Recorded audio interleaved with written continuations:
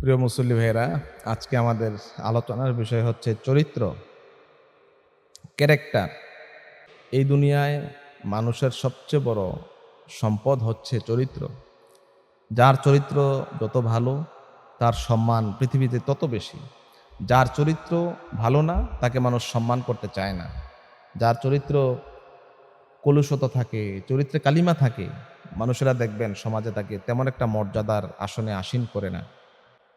আমাদের সকলের একটি ইংরেজি কথা জানা আছে যে when wealth is lost, nothing is lost. যখন তোমার কিছু সম্পদ হারায়, তখন তোমার কিছুই হারায় না, আবার সম্পদ হবে। When health is lost, something is lost. যখন তোমার স্বাস্থ্যের কিছুটা হানি হয়, তোমার কোনো রোগ হয়, তখন তোমার কিছুটা ক্ষতি হয়।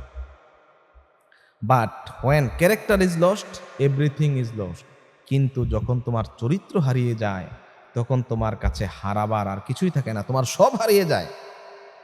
সুতরাং মানব জীবনের সবচেয়ে বড় দামি জিনিসের নাম হচ্ছে চরিত্র, ক্যারেক্টার, আল খোলক আল হাসান। প্রিয় মুসল্লি ভাইয়েরা, আমাদেরকে সবাইকে চরিত্র গঠন করতে হবে। কোরআন এবং হাদিসের আলোকে সুন্দর চরিত্র গঠন করতে হবে। কারণ সহিহ আল বুখারীর 3559 নম্বর হাদিস এসেছে, ইন্না মিন খিয়ারিকুম আহসানুকুম আখলাকা। তোমাদের মধ্যে ওই ব্যক্তি উত্তম যে ব্যক্তির চরিত্র উত্তম। সুবহানাল্লাহ। সহিহ বুখারীর আরেকটি হাদিস এসেছে যে যে ব্যক্তি চরিত্রবান তিনি নবীর প্রিয় ব্যক্তি। আন আব্দুল্লাহ ইবনে আমর রাদিয়াল্লাহু তাআলা আনহু আন্না রাসূলুল্লাহ সাল্লাল্লাহু আলাইহি ওয়াসাল্লাম ইন্না মিন আহাব্বিকুম ইলাইয়া আহসানুকুম আখলাকা। হযরত আব্দুল্লাহ ইবনে আমর রাদিয়াল্লাহু তাআলা আনহু থেকে বর্ণিত যে রাসূলুল্লাহ সাল্লাল্লাহু আলাইহি ওয়াসাল্লাম ইরশাদ করেছেন, তোমাদের মধ্য থেকে আমি নবীর নিকট আমার কাছে ভালোবাসার পাত্র সে যার চরিত্র সবচেয়ে উত্তম। সুবহানাল্লাহ। সহিহ আল বুখারীর 6474 নম্বর হাদিসে এসেছে, চরিত্রবান ব্যক্তি জান্নাতের গ্যারান্টি পায়। নবীজি ইরশাদ করেছেন, মাইয়াদমানুলি মা বাইনা লিহইয়াইহি ওয়া মা বাইনা রিজলাইহি আদমানু লাহুল জান্নাহ। যে ব্যক্তি তার মুখ দুই চোয়ালের মাঝখান, অর্থাৎ মুখের গ্যারান্টি আমাকে দিবে, ওয়া মা বাইনা রিজলাইহি, এবং দুই উরুর মাঝখান অর্থাৎ লজ্জাস্থানের গ্যারান্টি আমাকে দিবে, আদমানু লাহুল জান্নাহ, আমি নবী তাকে জান্নাতের গ্যারান্টি দেব। সুবহানাল্লাহ। তাইলে এই পৃথিবীতে মানুষ যত পাপ করে সে মুখ দ্বারা করে আর লজ্জাস্থান দ্বারা করে। সুতরাং এই মুখ এবং লজ্জাস্থান এই দুইটি অঙ্গের গ্যারান্টি যে ব্যক্তি নবীকে দিবে, নবী সাল্লাল্লাহু আলাইহি ওয়াসাল্লাম তাকে জান্নাতে নিয়ে যাওয়ার গ্যারান্টি দিয়েছেন। এর চাইতে বড় দামি কথা, এর চাইতে বড় দামি গ্যারান্টি, এর চাইতে বড় দামি জিনিস আর কিছুই হতে পারে না। এই পৃথিবীর সবচেয়ে দামি, চরিত্রবান, উন্নত চরিত্রের অধিকারী ছিলেন জনাবে মুহাম্মাদুর রাসূলুল্লাহ সাল্লাল্লাহু আলাইহি ওয়াসাল্লাম। সূরা কলমের ৪ নম্বর আয়াতে এসেছে, ওয়া ইন্নাকা লাআলা খুলুকিন আযীম। হে রাসূল, আপনি পৃথিবীর সুমহান চরিত্রের অধিকারী। সুবহানাল্লাহ। মুসনাদে আহমদের হাদিস এসেছে, নবীজি বলেছেন, ইন্নামা বুইসতু লিউতাম্মিমা মাকারিমাল আখলাক। নিশ্চয়ই আমি চরিত্রের উত্তম চরিত্রের, উন্নত চরিত্রের বিকাশ সাধনের জন্য পৃথিবীতে আমি আগমন করেছি। তাফসির ইবনে কাসিরে এসেছে, সাহাবায়ে কেরাম রাদিয়াল্লাহু তাআলা আলাইহিম আজমাইন তারা চলে গেলেন আমাদের উম্মুল মুমিনিন আয়েশা রাদিয়াল্লাহু তাআলা আনহার কাছে। গিয়ে প্রশ্ন করলেন, হে আমাদের মা উম্মুল মুমিনিন, আপনি বলেন তো, কাইফা কানা খুলুকু রাসূলিল্লাহি সাল্লাল্লাহু আলাইহি ওয়াসাল্লাম, আমাদের রাসূলের চরিত্র কেমন ছিল? হযরত আয়েশা রাদিয়াল্লাহু তাআলা আনহা সরাসরি প্রশ্নের উত্তর দেন নাই, তিনি আরেকটা উল্টা প্রশ্ন করেছেন যে তোমরা কি কোরআন পড়ো নাই? সাহাবায়ে কেরাম এই প্রশ্ন শুনে বললেন, নাম, হ্যাঁ আমরা কোরআন পড়েছি। এবার আয়েশা রাদিয়াল্লাহু তাআলা আনহা বললেন, কানা খুলুকুহু আল কোরআন, আমার রাসূলের চরিত্র ছিল গোটা কোরআন। প্রিয় ভাইরা আমার, এই চরিত্রের মডেল হচ্ছেন মুহাম্মাদুর রাসূলুল্লাহ সাল্লাল্লাহু আলাইহি ওয়াসাল্লাম। আল্লাহ রাব্বুল আলামিন ইরশাদ করছেন, লাকাদ কানা লাকুম ফি রাসূলিল্লাহি উসওয়াতুন হাসানা, তোমাদের জন্য রয়েছে আমার রাসূলের জীবনের সর্বোত্তম আদর্শ। প্রিয় মুসল্লি ভাইরা, আমাদের রাসূলের চরিত্র আমাদের জীবনে ধারণ করতে হবে, কারণ আমার রাসূল ছিলেন এই পৃথিবীর সবচেয়ে বড় দয়ালু ব্যক্তি।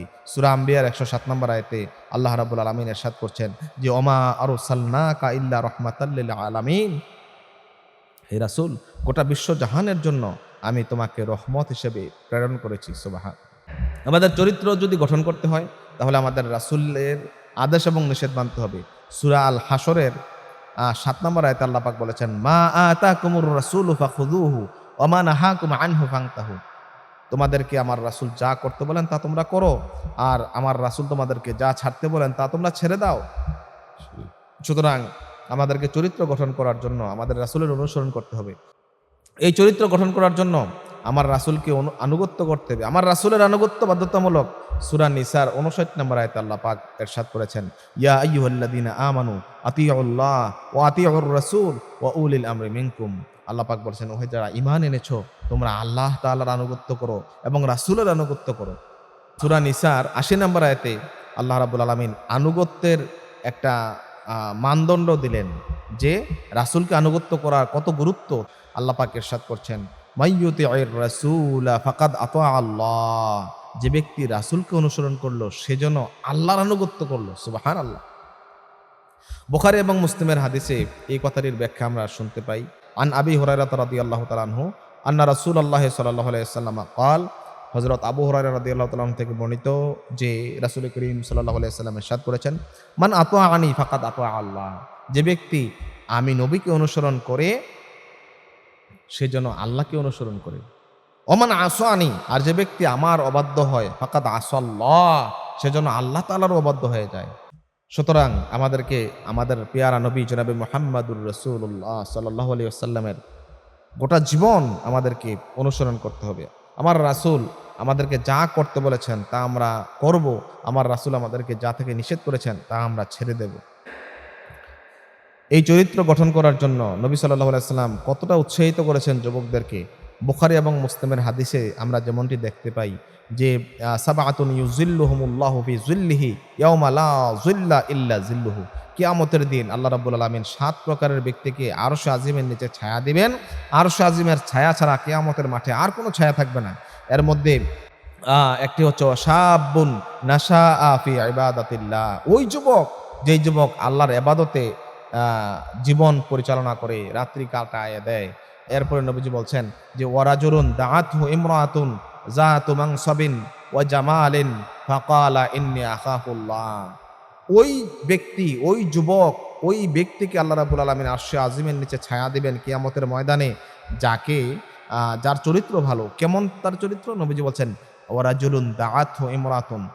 এই ব্যক্তিকে আল্লাহ পাক আরশের নিচে ছায়া দিবেন যাকে একটা মহিলা ডাকছেন। মহিলাটা কেমন? যাতু মানসাবিন ও জামালিন, উচ্চ বংশীয় এবং অনেক সুন্দর, সৌন্দর্যমণ্ডিত। এই মেয়েটা যথেষ্ট সুশ্রী এবং উচ্চ বংশীয়, টাকা পয়সাওয়ালা, সম্মানিত বংশের উচ্চ বংশীয় একজন মেয়ে। তাকে চরিত্র ধ্বংস করার জন্য ডাকছে। ওয়াকালা ইন্নী আখাফুল্লাহ। তাকে কামভাব চরিতার্থ করার জন্য যখন ডাকে তখন ওই যুবক বলে, ইন্নী আখাফুল্লাহ, আমি তোমার সাথে এই কামভাব চরিতার্থ করতে পারবো না, তোমার ডাকে সাড়া দিতে পারবো না, কারণ আমি আল্লাহকে ভয় করি। ইন্নী আখাফুল্লাহ, আমি আল্লাহকে ভয় করি। সুতরাং আমাদের সব কাজে আল্লাহ রাব্বুল আলামিনকে ভয় করে চলতে হবে। আমাদের চরিত্র গঠন করার জন্য আমরা সব সময়, সব মুহূর্তে, সদা সর্বদা আমাদেরকে সচেষ্ট থাকতে হবে। কারণ বুখারী এবং মুসলিমের হাদিস এসেছে, নবীজি ইরশাদ করেছেন, ফাকুল্লুকুম রাঈন ওয়া কুল্লুকুম মাসউলুন আন রাইয়াতিহি। তোমরা প্রত্যেকেই দায়িত্বশীল। You all are responsible. তোমরা প্রত্যেকেই দায়িত্বশীল এবং তোমাদের দায়িত্ব সম্পর্কে কাল কিয়ামতের ময়দানে জিজ্ঞেস করা হবে। আল্লাহ রাব্বুল আলামিন সূরা তাহরিমের 6 নম্বর আয়াতে বলে দিয়েছেন, ইয়া আইয়ুহাল্লাযীনা আমানু কু আনফুসাকুম ওয়া আহলিকুম নারা। ওহে যারা ঈমান এনেছো, তোমরা নিজেরা জাহান্নামের আগুন থেকে বাঁচো এবং তোমার পরিবার পরিজনকে জাহান্নামের আগুন থেকে বাঁচাও। সুতরাং আমি আমার চরিত্র গঠন করার জন্য চেষ্টা করব, সাথে সাথে আমার পরিবারের প্রত্যেকটা সদস্য যেন চরিত্রবান হয়, এই চেষ্টাও আমাকে করতে হবে। আমি চরিত্রবান হব, আমি একা চরিত্রবান হলে চলবে না। আমার পরিবার, আমার ব্যক্তি যেমন চরিত্রবান হতে হবে, আমার পরিবারকে চরিত্রবান হতে হবে, আমার সমাজকে চরিত্রবান হতে হবে, আমার রাষ্ট্রকে চরিত্রবান বানাতে হবে। এই চরিত্রবান বানানোর চেষ্টা আমাকে করতে হবে।